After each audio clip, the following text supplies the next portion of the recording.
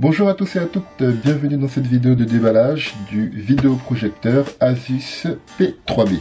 Donc j'étais en possession avant celui-là d'un vidéoprojecteur, c'était le Cumi Q4, donc un tout petit vidéoprojecteur qui était plutôt portable et qui avait une très bonne luminosité en fait pour ce qui concerne mes besoins.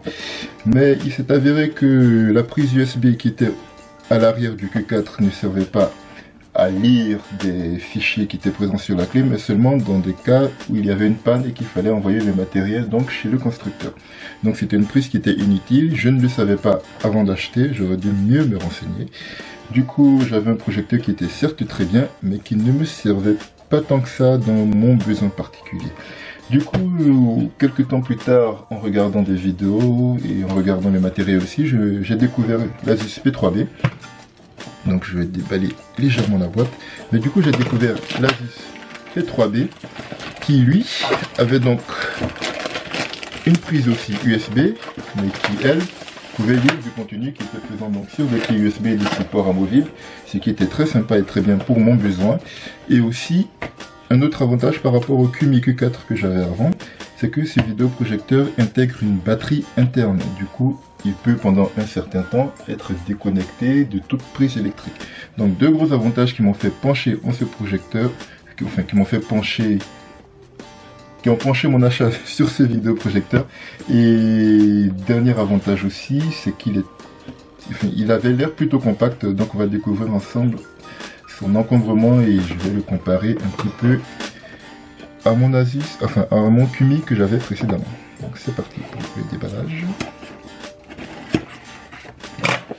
Donc voilà, une boîte somme toute, pour reprendre les mots des Top 4 Phone, une boîte somme toute plutôt correcte avec une description de ce qu'on peut voir, des capacités du vidéoprojecteur. Donc 800 lumens, la possibilité de visionner sans fil, donc du contenu à partir d'une tablette ou d'un téléphone, une batterie interne pour recharger des fichiers ou pour utiliser le projecteur de façon autonome, et la prise en charge de cartes micro SD et donc aussi de clé USB.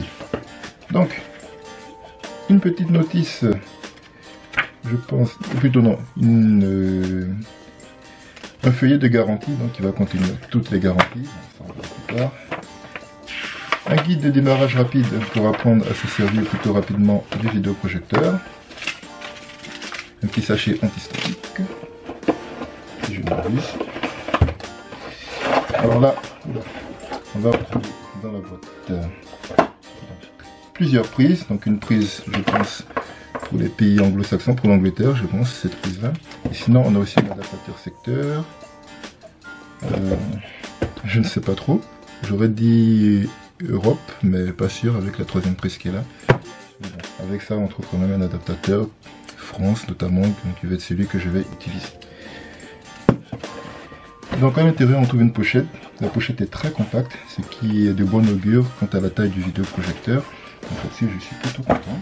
On va mettre la boîte de côté, enfin les boîtes de côté, ensemble. Hop. On va ouvrir ensemble et regarder à l'intérieur. Voilà. Donc ça c'est plutôt sympa. On a une prise, enfin un câble HDMI. Donc HDMI mâle, HDMI mâle, HDMI mâle. Donc pour relier un ordinateur au projecteur, ça c'est plutôt sympa. Qu'est-ce qu'on retrouve? De la petite mousse, je pense, pour amortir un petit peu. On va retrouver le gros bloc d'alim sur lequel je vais brancher la prise de secteur, donc pour alimenter le vidéoprojecteur. Ici, une petite télécommande, voilà, comme on peut voir là. Et enfin, très compact, je suis super content. En termes d'encombrement, je ne perds pas beaucoup comparé au Cumi que j'avais avant.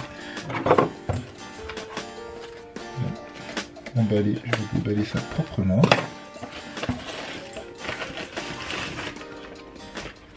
Et là-dedans, on va retrouver le vidéoprojecteur en lui-même.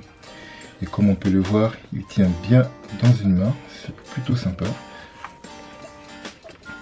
On a une petite plaquette qui rappelle les caractéristiques du vidéoprojecteur. Je vous montre un petit peu. Si l'appareil photo veut bien faire une mise au point, voilà. Donc on retrouve les caractéristiques du vidéoprojecteur. À l'arrière, on va retrouver donc la prise d'alimentation. On retrouve une prise USB pour alimenter un téléphone ou autre système dans le genre. Une prise casque, une prise HDMI, un autre port USB, un port micro SD, une prise micro USB, une prise micro USB, ce qui ressemble fort à un port infrarouge. Ça, c'est pour allumer le vidéoprojecteur, et là une prise VGA si je ne me trompe pas.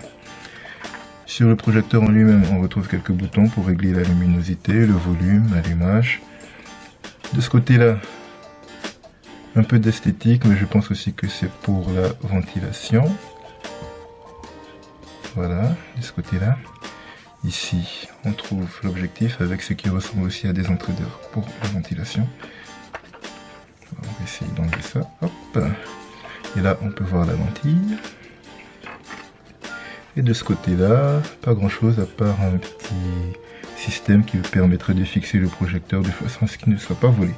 En dessous, on retrouve le pas de vis nécessaire à mettre le projecteur sur un trépied par exemple. Ici, une petite gomme antidérapante pour éviter le mouvement du trépied, du vidéoprojecteur, pardon. Et là, donc des petits adaptateurs pour régler plus ou moins en hauteur, donc hauteur maximum. Je vous montre un peu. Hauteur maximum, sinon il y a un deuxième adaptateur pour une hauteur un tout petit peu plus basse. Donc voilà. Voilà pour la petite vidéo de présentation et de déballage du vidéoprojecteur Asus P3B, donc qui est plutôt compact, hein. C'est super, c'est vraiment super, qui tient dans un petit sac. Voilà, par rapport à mes mains, c'est plutôt sympa, donc facile à transporter, très bien pour se déplacer. On retrouvera à l'intérieur donc la petite télécommande, le sac de transport, le bloc secteur et la prise qui va bien en fonction du pays dans lequel on habite.